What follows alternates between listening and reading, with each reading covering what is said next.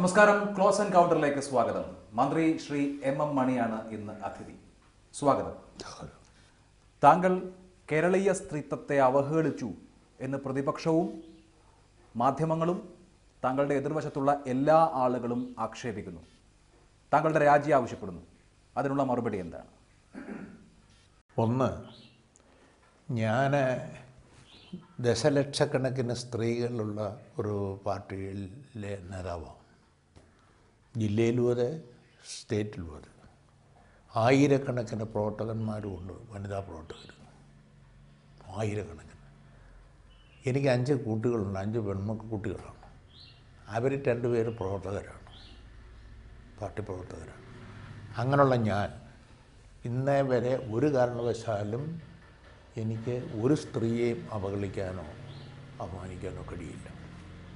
മറിച്ച് സ്ത്രീകളുടെക്കെതിരെ നടക്കുന്ന അതിക്രമത്തിൽ ശബ്ദമുയർത്തുകയാണ് എന്നും ചെയ്തിരിക്കുന്നത്.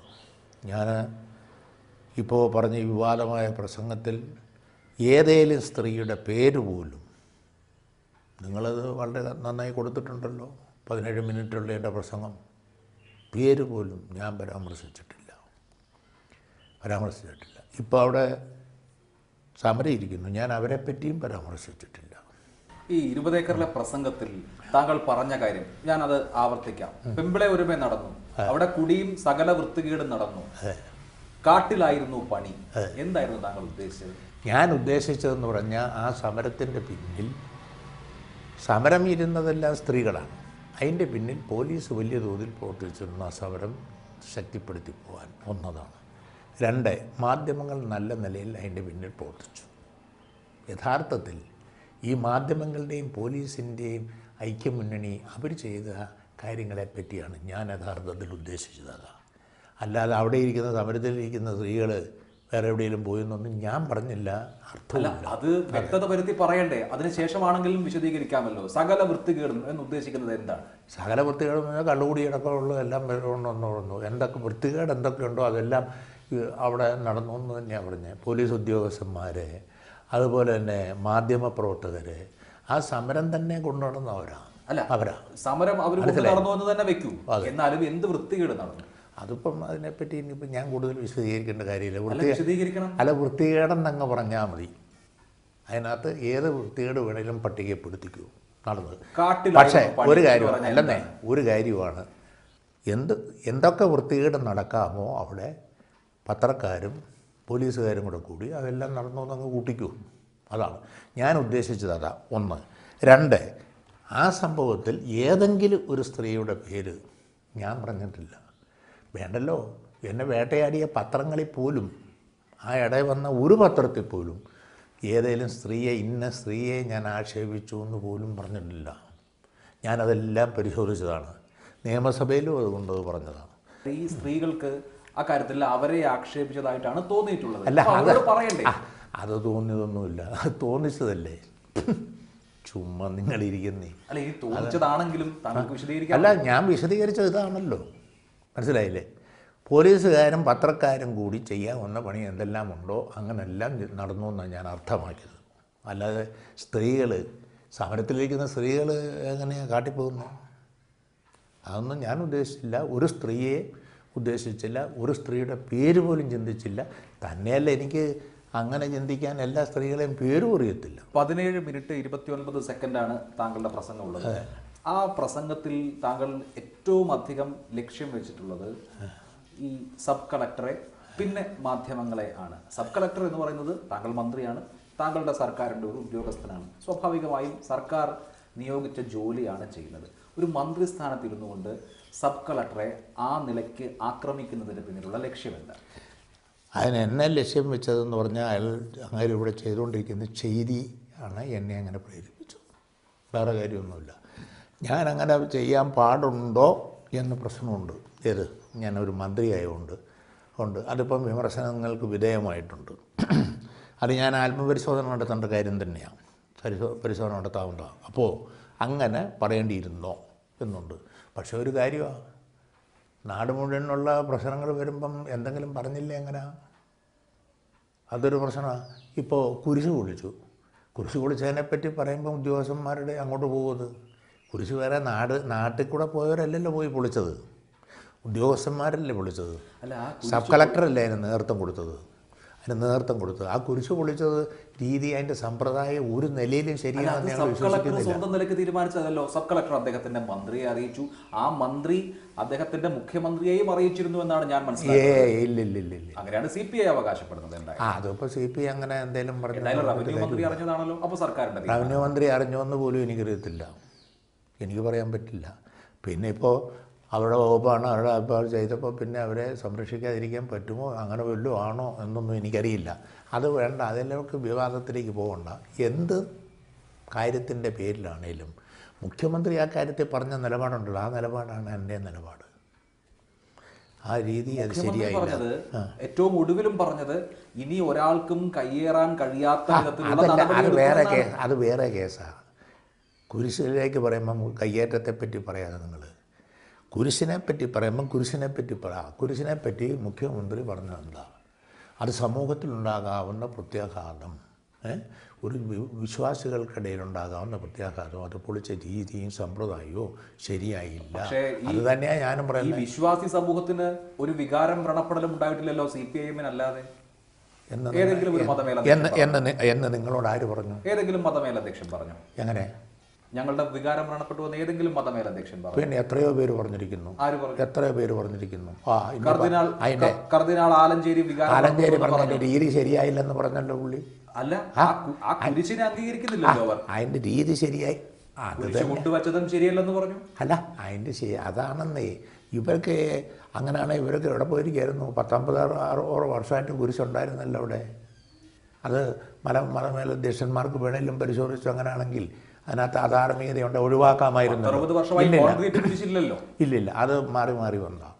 ആദ്യം ചെറിയ കുരിശ് തടിയുടെ, അത് കഴിഞ്ഞ് വലിയ തടിയുടെ കുരിശ്, അത് കഴിഞ്ഞ് കുറേ വർഷം കഴിഞ്ഞപ്പം 5 വർഷമോ മറ്റോ കഴിഞ്ഞെന്ന് തോന്നുന്നു ഈ കോൺക്രീറ്റ് കുരിശ് കൊണ്ടുവച്ചത്. വെച്ചത് ഒന്ന് മുഖ്യമന്ത്രി പറഞ്ഞതെന്താ, ആ രീതി, അത് നീക്കം ചെയ്ത രീതി, സമ്പ്രദായം തീരെ ശരിയായില്ല. അതാണ്. ആലഞ്ചേരി പിതാവും പറഞ്ഞു കയ്യേറ്റ കുരിശ് കൊണ്ട് വെക്കുന്നൊന്നും ശരിയല്ല, പക്ഷേ അവിടെ അത് പൊളിച്ച രീതിയും സമ്പ്രദായവും ശരിയായില്ലെന്ന് അദ്ദേഹവും പറഞ്ഞിട്ടുണ്ട്. അങ്ങനെ എത്രയോ പേര് പറഞ്ഞു. ഈ കുരിശ് കൊണ്ടുവച്ച ഗ്രൂപ്പിന് ഏറ്റവും ഒടുവിൽ KCBC ചെയ്ത നടപടി, ആ കുരിശ് കൊണ്ടുവച്ച ഗ്രൂപ്പുമായി ബന്ധപ്പെടുന്ന ആളുകളെ കത്തോലിക്ക സഭയിൽ നിന്ന് പുറത്താക്കുമെന്ന് സർക്കുലർ ഇറക്കുകയാണ് ഔദ്യോഗികമായി. കത്തോലിക്ക സഭ തള്ളിപ്പറഞ്ഞ ആളുകളോട് CPIM-ന് ഇത്ര സ്നേഹം ഉണ്ടാകേണ്ട കാര്യമുണ്ടല്ലോ.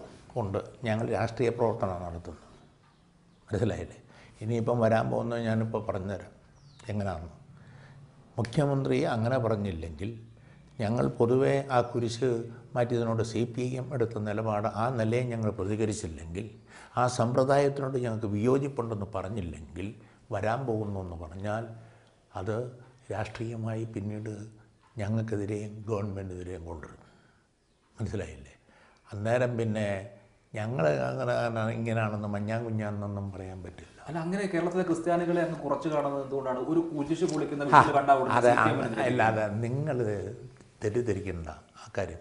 നിങ്ങളത് ദുഷ്ടി ചെയ്തൊന്നും കൊണ്ടുപോകണ്ട. കുരിശ് പൊളിച്ച രീതിയോടെല്ലാം നിങ്ങൾക്ക് യോജിപ്പുണ്ട്. അത് നിങ്ങളുടെ ചാനലിൽ നിങ്ങൾ സ്വതന്ത്രമായി പറഞ്ഞു. എൻ്റെ വായി കൂടി ഇത് വെച്ചിട്ട് നിങ്ങൾ പറയിപ്പിക്കാൻ നോക്കണ്ട. അത് ഒരു നിലയിലും ശരിയാവില്ല എന്നാണ് ഞങ്ങളുടെ സമ്പ്രദായ രീതി. ഒന്ന്, ഇവിടെ കമ്മ്യൂണിസ്റ്റ് പാർട്ടികളുടെ നേതൃത്വത്തിലുള്ള LDF ഗവൺമെൻറ്റാണ്. അതിൻ്റെ നേതാവ് CPM-ൻ്റെ പോളിറ്റ് ബ്യൂറോ മെമ്പറാണ് പിണറായി വിജയൻ. അദ്ദേഹം മുഖ്യമന്ത്രിയായിരിക്കുന്ന ഒരു സംസ്ഥാനത്ത് അദ്ദേഹത്തിൻ്റെ ഗവൺമെൻറ്റിൽപ്പെട്ട പറ്റം ആളുകൾ, ഉദ്യോഗസ്ഥന്മാർ ഈ നിലയിൽ കാര്യങ്ങൾ ചെയ്തു എന്ന് പറഞ്ഞാൽ അതിന് ദുരവ്യാപകമായ പ്രത്യാഘാതമുണ്ട്. അതിവിടെ മാത്രമല്ല, ലോകത്ത് മുഴുവൻ ഇത് ശ്രദ്ധിക്കപ്പെടും. അയോധ്യ പ്രശ്നങ്ങളിൽ എങ്ങനെയാണോ കാര്യങ്ങൾ വന്നത്, അതിൻ്റെ മറ്റൊരു പ്രതിഫലനം അതുപോലെ ഉണ്ടാവും. കത്തോലിക്ക വിശ്വാസികളല്ലേ പറയേണ്ടത്, അല്ലെങ്കിൽ ക്രൈസ്തവ വിശ്വാസികളല്ലേ പറയേണ്ടത്? അങ്ങനെ ഇല്ലല്ലോ. ഇല്ല, അവർക്കില്ലെന്ന് നിങ്ങളോട് ആര് പറഞ്ഞു? ഒരു മതമേലധ്യക്ഷനും അങ്ങനെ പറഞ്ഞിട്ടില്ല. എന്ന് മാത്രമല്ല, ഈ അയോധ്യ പ്രസ്താവനയോട് അങ്ങേയറ്റം വിയോജിക്കുകയാണ് ചെയ്തത്. ഗീവർഗീസ് മാർ കുറിലോസ് പറഞ്ഞത്, മന്ത്രി MM മണി അപകടകരമായ കളി കളിക്കുന്നു, ഒരു കാരണവശാലും അയോധ്യയുമായി ഇതിനെ താരതമ്യം ചെയ്തതെന്നാണ്. ഏതെങ്കിലും കുറിലോസ് പറഞ്ഞതിൻ്റെ ഒന്നും കാര്യം എൻ്റെ വായിലോട്ട് കുത്തി കയറ്റേണ്ട നിങ്ങൾ. ഞാൻ പറഞ്ഞത് ഏത് മതമധ്യക്ഷൻ എന്തു പറഞ്ഞാലും ആ സമ്പ്രദായം ശരിയായില്ലെന്നാണ് ഞങ്ങളുടെ പാർട്ടിയുടെ നിലപാട്. ഞങ്ങളുടെ മുഖ്യമന്ത്രി പറഞ്ഞിരിക്കുന്ന അത് വെച്ചാണ് പറഞ്ഞത്. അത് ഞങ്ങൾ ആവർത്തിക്കുകയാണ്. അതിന് ദുരവ്യാപകമായ പ്രത്യാഘാതം ഉണ്ടാവും. ശരി, ഉദ്യോഗസ്ഥരുടെ കാര്യം പറയുമ്പോൾ ഇതിലെല്ലാ നടപടിക്രമങ്ങളും പാലിച്ചില്ലേ? ആദ്യം നോട്ടീസ് കൊടുക്കുന്നു, രണ്ടാമത് നോട്ടീസ് കൊടുക്കുന്നു. പക്ഷേ ഈ കുരിശ് കൊണ്ടുവച്ച ആൾ അത് കൈപ്പറ്റാൻ തയ്യാറാകുന്നില്ല. ഒടുവിൽ നോട്ടീസ് കുരിശിന്റെ മുകളിൽ പതിപ്പിക്കുന്നു. ഈ കുരിശ് മാറ്റാനുള്ള സമയം കൊടുക്കുന്നു. ആ സമയ കാലാവധി കഴിഞ്ഞ് എല്ലാ നിയമങ്ങളും പാലിച്ച് എങ്ങനെയാണോ റവന്യൂ ഉദ്യോഗസ്ഥർ ഒരു കയ്യേറ്റം ഒഴിപ്പിക്കേണ്ടത് അതേ മട്ടിലല്ലേ അങ്ങനെയാണെന്നൊന്നും ഞാൻ കരുതുന്നില്ല. അങ്ങനെയാണ് ഞാൻ ചോദിക്കട്ടെ, ആ കുരിശ് അവിടെ ഇരുന്നുകൊണ്ട് തന്നെ ഇവരുടെ തലയിലായിരുന്നു. ആ കുരിശിനെ പറ്റി വിമർശനം കൊണ്ടുവന്നത് കേൾക്കണേ RSSകാരാണ് ഒന്ന്. പിന്നെ RSSൻ്റെ BJPയുടെ പത്രമാണ് കൊണ്ടുവന്നത്. അവരാണ് ഇതിൻ്റെ പേരിൽ പ്രശ്നം ഉണ്ടാക്കി കൊണ്ടുവന്നത്. അത് തന്നെയാണ് അവർക്ക് പ്രചോദനമായതെന്നാണ് ഞാൻ കരുതുന്നത്. ഇത് മാറ്റാനുള്ള റവന്യൂ വകുപ്പെന്നൊന്നും പറയണ്ട, മന്ത്രി അറിഞ്ഞിട്ടാണ്, സബ് കളക്ടർ. ആരറിഞ്ഞാലും അറിഞ്ഞില്ലേലും ഞങ്ങളുടെ സ്റ്റാൻഡ് ഇത് തന്നെയാണ്. അത് ശരിയായില്ല, അതങ്ങനെ ചെയ്യേണ്ടി. RSSന് കുഴലൂത്ത് നടത്തേണ്ട ബാധ്യത എന്താണ് CPIക്കും അവരുടെ വകുപ്പിനും? എനിക്കതേപ്പറ്റി അത് അവരോട് നിങ്ങൾ ചോദിക്കേണ്ട. എന്നോട് ചോദിച്ചാൽ എന്നെ കുഴപ്പത്തിലാക്കണ്ട. എനിക്ക് അതിനോടൊന്നും ഒരു യോജിപ്പ്. ഇതിൽ ആരാണ് കുരിശ് കൊണ്ടുവച്ചത്? ഈ സ്പിരിറ്റ് ഇൻ ജീസസ് എന്ന് പറയുന്ന ഗ്രൂപ്പ് ടോം സക്കറിയുടേതാണല്ലോ. ഇവിടുത്തെ വലിയ കയ്യേറ്റക്കാരൻ എന്ന ആരോപണം സക്കറിയുടെ മകനാണ്. അപ്പോൾ അയാൾ കൊണ്ടുവച്ച കുരിശാണ്. അല്ലെന്നേ, ആ കുരിശ് കൊണ്ടുവച്ചതിനാണ് പിന്നെ ആ ഭൂമി സ്വന്തമാക്കാനായിരിക്കുമല്ലോ സ്വാഭാവികമായി. ഇല്ലെന്നേ, നിങ്ങളതേപ്പറ്റി തെറ്റിദ്ധരിക്കേണ്ട. നിങ്ങൾ വിശദമായി അവിടെ പോയി പഠിക്കുക. അത് സംബന്ധിച്ച രേഖകളെല്ലാം എൻ്റെ കയ്യിലുണ്ട്. ടോം സക്കറിയയുടെ അല്ല അവിടുത്തെ സ്ഥലം. അത് തോട്ടത്തിലുള്ള ഏതാനും ആളുകളുടെ പാവപ്പെട്ട തോട്ടം തൊഴിലാളികളുടെ സ്ഥലമാണ്. അത് സംബന്ധിച്ച് റവന്യൂ മന്ത്രിക്ക് ഇത് ഞങ്ങൾ ഇറക്കാൻ പോകുന്നെന്നും പറഞ്ഞുകൊണ്ട് നേരത്തെ തന്നെ പരാതി കൊടുത്തിട്ടുള്ളതാണ്. അല്ല, പരാതി കൊടുത്ത് പട്ടയമുള്ളത് മാത്രമാണ്. പട്ടയമില്ലാത്ത എല്ലാം ഇറക്കല ഇടുക്കിയിൽ. അത് നല്ല പോകണ്ട. പട്ടയമില്ലാത്തതെല്ലാം ഇറക്കലൊന്നുമില്ല, അതൊന്നും നടക്കത്തില്ല. പട്ടയമില്ലാത്ത എത്രയായിരം ഏക്കർ ഭൂമിയുണ്ടെന്നറിയോ ഇവിടെ? 3/4 നൂറ്റാണ്ട് 1 നൂറ്റാണ്ടായി ജീവിച്ചുകൊണ്ടിരിക്കുന്ന ആളുകളുണ്ട്. അപ്പം യഥാർത്ഥത്തിൽ ഇത് പിന്നെ ടോം സക്കറിയ എന്ന് പറയുന്ന അവരുടേതാണെന്ന് വരുത്തി പ്രശ്നത്തിൽ നിന്ന് ഊരാനാണ് നോക്കുന്നത്. യഥാർത്ഥത്തിൽ അവരുടെ കുരിശൊന്നുമല്ലത്, അവരുടെ സ്ഥലവുമല്ല. അവർക്ക് വേറെ സ്ഥലമുണ്ട്. റവന്യൂ ഭൂമിയിലല്ല. റവന്യൂ ഭൂമി അല്ല. റവന്യൂ ഭൂമി ആണെങ്കിലും ഇവിടെ കൈവശ അവകാശമുണ്ടല്ലോ ആളുകൾക്ക്. മനസ്സിലായില്ല? അവർ പല പ്രാവശ്യം അവർ പട്ടയത്തിന് വേണ്ടി അപേക്ഷ വെച്ചിരിക്കുന്ന പട്ടയം കൊടുത്തില്ലെന്നൊരു അത് കൊടുക്കാത്ത ഗവൺമെൻറ്റിൻ്റെ കുഴപ്പമല്ലേ? അവരെ പിടിച്ചു മേടിക്കാൻ പറ്റുമോ? ഇപ്പം റവന്യൂ മന്ത്രിക്ക് കൊണ്ട് പരാതി കൊടുത്തിട്ടുണ്ട്. അത് ഇതിനു മുമ്പ് കുഴി പൊളിക്കുന്നതിന് മുമ്പ്. അത് കഴിഞ്ഞ് ഇപ്പം വീണ്ടും പോയി കൊണ്ട് കൊടുത്തിട്ടുണ്ട്. അവരുടെ ആ അപേക്ഷയുടെ അവർ കൊടുത്തിരിക്കുന്ന പെറ്റീഷൻ ഞാനും കാണാനിടയായിട്ടുണ്ട്. അതിനകത്ത് ഒരാളുടെ വക അതിനകത്ത് കുരിശുണ്ട് എന്നും പറഞ്ഞിട്ടുമുണ്ട്. സർക്കാരിൻ്റെ പോയിന്റ് എന്താണ്? 77-ന് മുൻപുള്ള കൈവശാവകാശത്തിന് പട്ടയം നൽകാം എന്നുള്ള നിലപാടാണ്. ഈ കുരിശിരിക്കുന്ന ഭൂമി അങ്ങനെ 77-ന് മുൻപ് ആരെങ്കിലും കൈവശം വെച്ചതാണെന്ന് അങ്ങേക്ക് അഭിപ്രായമുണ്ടോ? അല്ല, അവിടെ അവർ ദീർഘനാളായിട്ട് വീട് വെച്ച് താമസിക്കുന്നില്ലേ? പഞ്ചായത്തിൽ നിന്ന് പരനമ്പറുണ്ട്, കൈവശം ഓണർഷിപ്പുണ്ട്, പഞ്ചായത്തിൻ്റെ കൊടുത്തിട്ടുണ്ട്. പിന്നെ അപേക്ഷ തള്ളിക്കളഞ്ഞത് എന്താണ്? തള്ളിയിട്ടില്ല, കൊടുത്തിട്ടുണ്ടൊന്നും ചെയ്തില്ല. അതിനിവിടെ പട്ടയം കൊടുത്തില്ലല്ലോ. രാജകുമാരി ഭൂപതി ഓഫീസിലാണ് കൊടുത്തിരിക്കുന്നത്. അതെല്ലാം കൊടുത്തിട്ടുള്ളതാണ്. പിന്നെ ഒരു കാര്യമോ, അവിടെ ഏതെങ്കിലും വൻകിട കയ്യേറ്റക്കാരുടെ ഭൂമി ഒഴിപ്പിക്കുന്നതിനൊന്നും ഞങ്ങൾ എതിരല്ല. വേറൊരു കാര്യം നിങ്ങൾ മനസ്സിലാക്കിക്കൂ. നിങ്ങൾ ഇതെല്ലാം ചുമ്മാ അത് നിങ്ങൾക്ക് വാർത്തയാണ് ആവശ്യം. നിങ്ങൾക്ക് വേറെ രാജ്യത്ത് നടക്കുന്നൊന്നുമല്ല ഒന്നും ആലോചിക്കേണ്ട കാര്യമില്ല. അതിൽ നിന്ന് പുതിയൊരു വാർത്ത കിട്ടുമോ ഇല്ലോ എന്നുള്ളത് നിങ്ങൾക്ക് പ്രശ്നം. ഞങ്ങൾക്ക് അങ്ങനെയല്ല. ഒരു ഗവൺമെൻറ് ഇപ്പം നമ്മുടെ ഗവൺമെൻറ്റാണ്, LDFൻ്റെ ഗവൺമെൻറ്റാണ്. ആ ഗവൺമെൻറ്റിനെതിരെ ആവശ്യമില്ലാത്തൊരു ജനവികാരം ഉണ്ടാവാൻ പാടില്ല എന്ന് എല്ലാ അർത്ഥത്തിലും ഞങ്ങൾ ചിന്തിക്കുന്നുണ്ട്. ഞാൻ ചോദിക്കുക, ഇവിടെയെല്ലാം പൊളിക്കാൻ പോയെന്നാൽ ഇവിടെ പള്ളി, അമ്പലം എല്ലാം കുരിശ് ശൂലം എല്ലാം ഇരിക്കുന്നത് പട്ടയഭൂമിയിലാണ്. അല്ല, ഇപ്പോൾ ഏതെങ്കിലും 5 സെന്റുകാരൻ്റെയോ 10 സെന്റുകാരൻ്റെയോ ഭൂമിയെ കയ്യേറ്റം എന്ന് പറഞ്ഞ് കളക്ടറോ സബ് കളക്ടറോ ഒഴിപ്പിച്ചാൽ ശരി, ജനവികാരം ഉണ്ടാകുമെന്ന് പറയാം. അങ്ങനെ ഒരു സംഭവം ഉണ്ടായിട്ടുണ്ടോ ഇവിടെ? ഇല്ലെന്നേ. ഞാൻ നിങ്ങളോട് പറഞ്ഞു തരാം. ഒന്ന്, ആ പറയുന്നതിലൊന്നും ഒരു കാര്യവുമില്ല. നിങ്ങളീ പറയുന്നത് നിങ്ങൾ വീണ്ടും സബ് കളക്ടറെ സഹായിക്കാൻ വേണ്ടിയാണ് എന്നോട് ചോദ്യം ചോദിക്കുന്നത്. ഞാൻ അതിനോടൊന്നും വലിയ യോജിപ്പില്ല. പറഞ്ഞ വിമർശനമൊക്കെ പറഞ്ഞത് തന്നെയാണ്. ഇനി പുതിയ വിമർശനമൊന്നും പറയാൻ താല്പര്യവുമില്ല. ഈ ടോം എന്ന് പറയുന്ന ആളുടെ അച്ഛൻ സക്കറിയ വലിയ കയ്യേറ്റക്കാരനാണ് എന്ന് കണ്ടെത്തിയിട്ടുണ്ട് ലാൻഡ് ബോർഡ്. അയാളുടെ കയ്യേറ്റം ഒഴിപ്പിക്കാൻ ഉത്തരവുണ്ടായിട്ടുണ്ട്. കഴിഞ്ഞ സർക്കാരിൻ്റെ കാലത്ത് ഒരു ക്രൈംബ്രാഞ്ച് അന്വേഷണം ഇനീഷ്യേറ്റ് ചെയ്തിട്ടുണ്ട്. പക്ഷേ ഒന്നും ഉണ്ടായിട്ടില്ല. ഈ സർക്കാരിൻ്റെ കാലത്തും ഈ വെള്ളൂക്കാരൻ കുടുംബത്തിൻ്റെ കയ്യേറ്റം ഒഴിപ്പിക്കാൻ വന്നാൽ അതിന് എന്തെങ്കിലുമൊക്കെ തടസ്സം ഉണ്ടാകുമെന്ന് വരുന്നത് എന്തുകൊണ്ടാണ്? അതിപ്പോൾ നോക്കേണ്ടത് അവർ ഭൂമി ഉണ്ടെന്നിട്ട് അവർക്ക് അതിനകത്ത് എന്തെങ്കിലും മാർഗം സ്വീകരിക്കുന്നുണ്ടായിരിക്കും. എനിക്ക് അതിനെപ്പറ്റി അറിയില്ല. പക്ഷേ അവർക്ക് എസ്റ്റേറ്റ് ഉണ്ട്, അല്ലാതെ ഭൂമിയും കാണാൻ സാധ്യതയുണ്ട്. ഇല്ലെന്നൊന്നും എനിക്ക് പറയാൻ കഴിയില്ല. അല്ല, ഇത് കണ്ടെത്തലാണ്. അത് കയ്യേറ്റം ഉണ്ട് കണ്ടെത്തലാണെങ്കിൽ പിന്നെ നടപടി എടുക്കണം.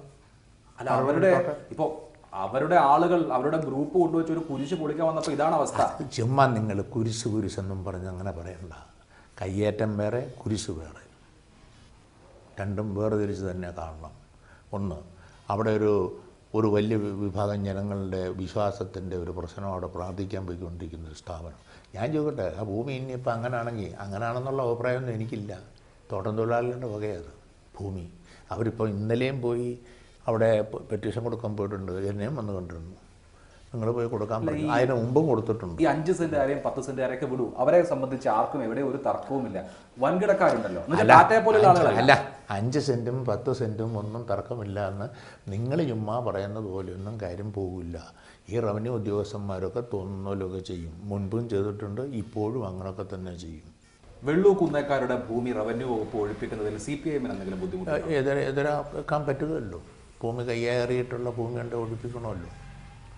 അത് ഞങ്ങൾക്ക് എതിർപ്പൊന്നുമില്ല, ഒരു എതിർപ്പുമില്ല. ഇപ്പോൾ ഈ കുരിശ് സംഭവം ഉണ്ടായതിൻ്റെ പ്രത്യാഘാതം എന്താണെന്ന് വെച്ചാൽ, മൂന്നാറിലെ ഒഴിപ്പിക്കൽ സംബന്ധിച്ച് സർക്കാർ ഒരു തീരുമാനമെടുത്തിരിക്കുന്നു. ഇനി മണ്ണുമാന്ത്രി യന്ത്രം വേണ്ട എന്ന് തീരുമാനിച്ചിരിക്കുന്നു. വിശദമായ കൂടിയാലോചന ശ്രീ MM മണിയോട്, മതമേലധ്യക്ഷന്മാരോട്, പരിസ്ഥിതി പ്രവർത്തകരോട്, എന്തിന് മാധ്യമങ്ങളോട് പോലും കൂടിയാലോചിച്ച് മതി എന്നൊക്കെ തീരുമാനിച്ചാൽ അതിൻ്റെ ഏറ്റവും പ്രധാനപ്പെട്ട അർത്ഥം തൽക്കാലം ഒഴിപ്പിക്കൽ നടക്കില്ല എന്നല്ലേ. ആ പറഞ്ഞാൽ അങ്ങനെ അർത്ഥമില്ല. ഒന്ന്, ഈ നിയമവും കാര്യങ്ങളും ചെയ്യുമ്പം അത് വിപുലമായ നിലയിൽ തയ്യാറെടുപ്പ് നടത്തി ജനങ്ങളെ ബോധ്യപ്പെടുത്തി നോട്ടീസ് കൊടുക്കേണ്ടതിന് നോട്ടീസ് കൊടുത്ത് ഒക്കെ ചെയ്താൽ മതി. ഫലത്തിൽ കയ്യേറ്റം ഒഴിപ്പിക്കൽ അവസാനിച്ചുവല്ലോ എന്ന് പറഞ്ഞാൽ നിങ്ങൾ പറയുന്നത് ഇതൊന്നുമില്ലാതെ ചില തൻപ്രമാണിയായ ഉദ്യോഗസ്ഥന്മാർ പോലീസിനെയും റവന്യൂ ഉദ്യോഗസ്ഥന്മാരെയും കൂട്ടിക്കൊണ്ട് ചെന്ന് തോന്നുന്ന പോലെ കാര്യങ്ങൾ ചെയ്തു, അതിൻ്റെ പാവം മുഴുവൻ ഗവൺമെൻറ് ഏറ്റു എന്നാണ്. അങ്ങനെ ചെയ്യണമെന്നാണ്. അങ്ങനെ ചെയ്താലേ ഒഴിപ്പീരാകൂ എന്നാണ് നിങ്ങൾ പറയുന്നത്. അതിനോടൊന്നും ഞങ്ങൾക്ക് യോജിപ്പില്ല. ഈ കുരിശു പൊളിക്കൽ എന്നുള്ളത് ഒരു നിമിത്തമായി ഈ കയ്യേറ്റം ഒഴിപ്പിക്കൽ റവന്യൂ ഉദ്യോഗസ്ഥർ സ്വീകരിച്ചു വന്നിരുന്ന നടപടി അവസാനിപ്പിക്കാനുള്ള ഒരു നിമിത്തമായി മാറിയില്ലേ? ഒരു കാര്യം വന്നേ, ഇതൊരു കൂട്ടുകക്ഷി ഗവൺമെൻറ്. ഈ കൂട്ടുകക്ഷി ഗവൺമെൻറ് ഏത് കാര്യം ചെയ്യുമ്പോഴും വേണ്ട നിലയിൽ ആലോചിച്ച് കൂട്ടായി ആലോചിച്ച് കാര്യങ്ങൾ കൊണ്ടുപോകേണ്ട കാര്യമുണ്ട്. മനസ്സിലായില്ലേ? ആർക്കെങ്കിലും എന്തെങ്കിലും തോന്നുന്ന പോലെ ചെയ്യാൻ ഒന്നും കഴിയില്ല. ഞങ്ങൾക്ക് അങ്ങനെ കഴിയുമെന്ന് ഞാൻ വിശ്വസിക്കുന്നില്ല. CPMന് കഴിയുമെന്നും വിശ്വസിക്കുന്നില്ല. അതുകൊണ്ട് കൂട്ടുകക്ഷി ഗവൺമെൻറ് ആകുമ്പം പ്രശ്നങ്ങൾ ഉയർന്നു വരാൻ വഴിയുള്ള ഏത് പ്രശ്നവും കൈകാര്യം ചെയ്യുമ്പം കൂട്ടായ ആലോചന നടത്തി അതിൻ്റെ മേൽ ശരിയായ നിലപാടുകൾ എടുത്തു പോകുന്ന 2007 ഇങ്ങനെയായിരുന്നു. 2007 പാർട്ടി ഓഫീസുകളുടെ കയ്യേറ്റം അതിൽ കൈവച്ചപ്പോഴേക്ക് ഇതേമാതിരി ഒഴിപ്പിക്കൽ നടപടി അവസാനിച്ചു. അതൊരു കാര്യമാണ്. അത് സുരേഷ് കുമാർ അങ്ങനെ എന്തിനാ ചെയ്തതെന്നുള്ളത് അയാളോട് പോയി ചോദിക്കേണ്ടതാണ്. ആ CPIക്കാരുടെ MM ഗോവിന്ദനാരുടെ പേരിലുള്ളതല്ലോ, പണ്ട് മുതലുള്ളതാണ്. ഞങ്ങൾക്കറിയാവുന്ന ഒന്നാമായ പാർട്ടിക്ക് ഉണ്ടായിരുന്ന ഓഫീസാണ്. ഞങ്ങൾക്ക് കിട്ടിയില്ല. പാർട്ടി രണ്ടായപ്പോൾ പിടിക്കാൻ പോയി നമ്മുടെ ആളുകൾ തല്ലും കൊണ്ടു. അന്ന് മുതലുള്ളതാണ് അത് പോയി അയാൾ അതിനിട്ട് പോയി പണിതത് എന്തിനാണെന്ന് എനിക്കൊരു പിടിയില്ല സത്യത്തിൽ. പക്ഷേ അത് ആയുധമാക്കി കയ്യേറ്റം ഒഴിപ്പിക്കൽ തീർന്നല്ലോ. അല്ലെന്നേ, അയാളത് എന്തിനങ്ങനെ ചെയ്തു എന്ന് എനിക്കൊരു പിടിയില്ല. അന്ന് പാർട്ടി ഓഫീസ്, ഇന്ന് കുരിശ്. അന്ന് പാർട്ടി ഓഫീസ്, ഇന്ന് കുരിശ്. അതെന്താണെന്നറിയോ? അതങ്ങനെ അന്ന് ചെയ്ത എൻ്റെ ഉദ്ദേശം എന്താണെന്ന് എനിക്ക് ഇപ്പോഴും പിടികിട്ടിട്ടില്ല. അവരതിനെ ഭയങ്കരമായി എതിർക്കുകയും ചെയ്യും. CPIയിലെ സഹകൾ ഞങ്ങളുടെ ആളുകൾ ഓടിച്ചെന്നതാണ്. കാരണം അതിനോട് നമുക്ക് ഒരു നിലയിൽ യോജിക്കാൻ പറ്റുകയില്ല. കാരണം പണ്ട് മുതൽ, വളരെ മുമ്പ് മുതൽ അഭിയോഗ പാർട്ടിയുടെ കാലത്തുള്ള ഓഫീസാണ്. ഇതെന്നാണെന്നറിയോ? നിങ്ങളിതൊരു കാര്യം മനസ്സിലാക്കണം. ഉദ്യോഗസ്ഥന്മാരെ ഒരു കാര്യം ഏൽപ്പിച്ചാൽ അവർ തോന്നിയാസം ചെയ്യും എന്നതിൻ്റെ വ്യക്തമായ തെളിവാണ് സുരേഷ് കുമാർ ചെയ്തത്. ഈ കഴിഞ്ഞ ഞാൻ ചോദിക്കട്ടെ, അതങ്ങനെ ചെയ്തത് കാര്യങ്ങൾ നേരെ വിപരീത ഫലം ഉണ്ടാക്കാനിടയായി. ഫലമുണ്ട്. മുന്നണിയിലെ പ്രധാന കക്ഷിയായ CPI അവരുടെ നേതാക്കന്മാർ ശക്തമായി അതിനോട് വിയോജിച്ചു, പ്രതിഷേധം വന്നു. അവർ പറയുന്നത് ന്യായമായിരുന്നു. ആ ന്യായത്തിനോട് യോജിക്കാതിരിക്കാൻ പറ്റുകയില്ല. അതുകൊണ്ടാണ് ആ ന്യായത്തിനോട് അന്ന് ഗവൺമെൻറ് യോജിച്ചതും അതുകൊണ്ടാണ്. കഴിഞ്ഞ ഒരു മാസമായി താങ്കൾ, S. രാജേന്ദ്രൻ MLA തുടങ്ങിയ ആളുകളുടെ സംഭാഷണത്തിൽ ആവർത്തിച്ച് വന്ന വിവാദ പരാമർശങ്ങൾ ഒടുവിൽ കയ്യേറ്റം ഒഴിപ്പിക്കൽ നിർത്തിവെക്കുക എന്നൊരു സാഹചര്യം ഒരുക്കാനായിരുന്നോ? അല്ല, ഒരിക്കലുമില്ല. ഒന്ന്, പണ്ട് മുതലുള്ള അവിടെ കുടിയേറ്റമുണ്ടെങ്കിൽ 1 സെൻറ്റോ 2 സെൻറ്റോ 4 സെൻറ്റോ 5 സെൻറ്റോ 10 സെൻറ്റോ സ്ഥലം ഉണ്ട്, വീടും വെച്ച് താമസിക്കുന്നവരുണ്ടെങ്കിൽ അവരെ ഒഴിപ്പിക്കാൻ പാടില്ലെന്നുള്ള അഭിപ്രായമാണ് ഞങ്ങൾക്കുള്ളത്. അത് ഗവൺമെൻറ്റും അങ്ങനെ തന്നെയാണ്. റവന്യൂ മന്ത്രി തന്നെ കോൺഫറൻസിൽ പറഞ്ഞിട്ടുണ്ട്, 5 സെൻറ്റും 10 സെൻറ്റുകാരൻ്റെയും പുറകെ പോകണ്ട, അത് വിട്, ബാക്കിയാണ് നോക്കേണ്ടതെന്ന് അദ്ദേഹവും പറഞ്ഞിട്ടുള്ള. ഞങ്ങളുടെ പൊതുവായ നിലപാട് പൊതുവേ ഞങ്ങൾ യോജിക്കുന്ന നിലപാടാണ് അക്കാര്യത്തിൽ. ആ നിലപാട് വിട്ട് പോകുന്നു എന്നുള്ളതാണ് പ്രശ്നം വരുന്നതാണ്. ഞാൻ പറയാം, അവിടെ 1 സെൻറ്റോ 2 സെൻറ്റോ 4 സെൻറ്റോ ഉള്ളവനെ പോയി അവിടെ പോയി ഒഴിപ്പിക്കാനും അയാളെ ഉപദ്രവിക്കാനും പോയെന്നാൽ പിന്നെ അതൊക്കെ ബുദ്ധിമുട്ട്. അത് മൈക്ക് വെച്ച് പറയേണ്ട കാര്യമില്ലല്ലോ. റവന്യൂ മന്ത്രി ചന്ദ്രശേഖരൻ താങ്കളുടെ കൊളീഗല്ലേ, അദ്ദേഹത്തോടല്ലേ പറയേണ്ടത്? അതെ, അല്ല, അങ്ങനൊന്നും പറഞ്ഞാലൊന്നും നടക്കുകയൊന്നുമില്ല. അങ്ങനൊന്നും പറഞ്ഞാൽ നടക്കുകയില്ല. കാരണം അല്ലെന്നേ, നിങ്ങളുടെ സർക്കാരെന്നൊന്നും പറഞ്ഞിട്ട് അങ്ങനെ പറഞ്ഞിട്ട് വലിയ കാര്യമൊന്നുമില്ല. കാരണം അതൊക്കെ ചെയ്യുന്ന ഉദ്യോഗസ്ഥന്മാരാണ്. അവരുടെ യുക്തിക്കും അവരുടെ താല്പര്യത്തിനും ഒക്കെ അനുസരിച്ച് ഇതൊക്കെ ചെയ്യും. സർക്കാർ ഭരിക്കുമെന്ന് പറഞ്ഞാൽ, ഇപ്പം ഞാൻ പറയാം, ഉദാഹരണം പറയാം, നിങ്ങൾ 144 പ്രഖ്യാപിച്ചത് നിങ്ങളുടെ സർക്കാരാണെന്നാണല്ലോ നിങ്ങൾ പറയുന്നത്.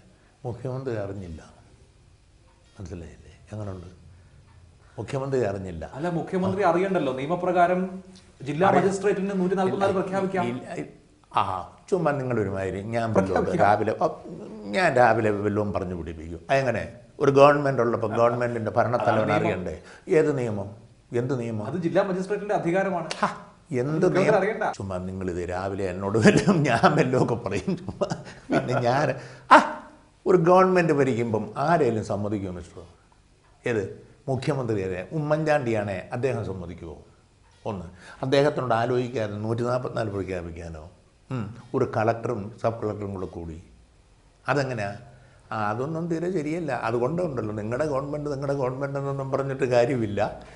മനസ്സിലായില്ലേ? കാര്യങ്ങൾ ഉദ്യോഗസ്ഥന്മാർ തോന്നുന്ന പോലെ ചെയ്യുമെന്നുള്ളതിൻ്റെ വ്യക്തമായ ഉദാഹരണമായത്. ഞാൻ വേറൊരു കാര്യം ചോദിക്കാനുള്ളത്, താങ്കൾ ആവർത്തിച്ച് പൊതുപ്രസംഗങ്ങളിലും മാധ്യമ ഇൻ്റർവ്യൂകളിലുമൊക്കെ സബ് കളക്ടറെയും കളക്ടറെയും ശകാരിച്ചു, രൂക്ഷമായ പദങ്ങൾ ഉന്നയിച്ചു. ഞാനത് ആവർത്തിക്കുന്നില്ല. എനിക്ക് അറിയേണ്ടത് അതിൻ്റെ ലക്ഷ്യം എന്തായിരുന്നു എന്നാണ്. ഈ ഉദ്യോഗസ്ഥരെ പേടിപ്പിക്കുക എന്നുള്ളതായിരുന്നു. ഒരു ഉദ്ദേശവുമില്ല.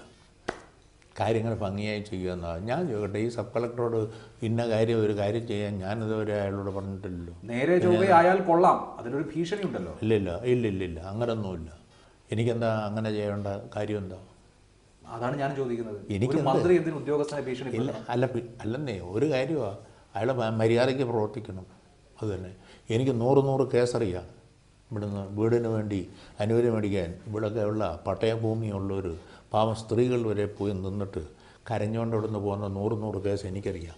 അതുകൊണ്ടാണ് എനിക്ക് അയാളോട്. ഉദ്യോഗസ്ഥന് മുകളിലാണ് മന്ത്രി. നമ്മളുടേത് ജനാധിപത്യ ക്രമമാണ്. അപ്പോൾ ആ ഉദ്യോഗസ്ഥനെ മന്ത്രി ശകാരിക്കുമ്പോൾ അയാളെ നിസ്തേജനാക്കി അയാൾ ഇപ്പോൾ ചെയ്യുന്ന കാര്യം ചെയ്യാതിരിക്കുക എന്നൊരു ലക്ഷ്യം. ഒരു കാര്യം, വൺ ഷോ കാണിക്കുന്ന ഉദ്യോഗസ്ഥനെയാണേലും ആരെയാണേലും വിമർശിക്കുന്നതിന് വലിയ തെറ്റൊന്നുമില്ല. വൺ ഷോയാണ്. ഞാൻ പറയാം, അങ്ങനൊന്നും എന്നെ അവിടെ വിമർശിച്ചിട്ട് കാര്യമില്ല. ഞാൻ സബ് കളക്ടറല്ല. അതിനിപ്പോൾ പറയുന്ന പുള്ളി ഡോക്ടറേറ്റ് എടുത്താൽ മറ്റെടുത്താൽ മറിച്ചെടുത്താൽ അതൊക്കെ പുള്ളിയുടെ പെണ്ണുമ്പിള്ളി ഉണ്ടെങ്കിൽ പെണ്ണുമ്പിള്ളിക്ക് കൊള്ളാം, അല്ലെ അച്ഛനും അമ്മയുണ്ട് അവർക്ക് കൊള്ളാം. പുള്ളി എന്ത് ചെയ്യുന്നു എന്നുള്ളതാണ് പ്രശ്നം.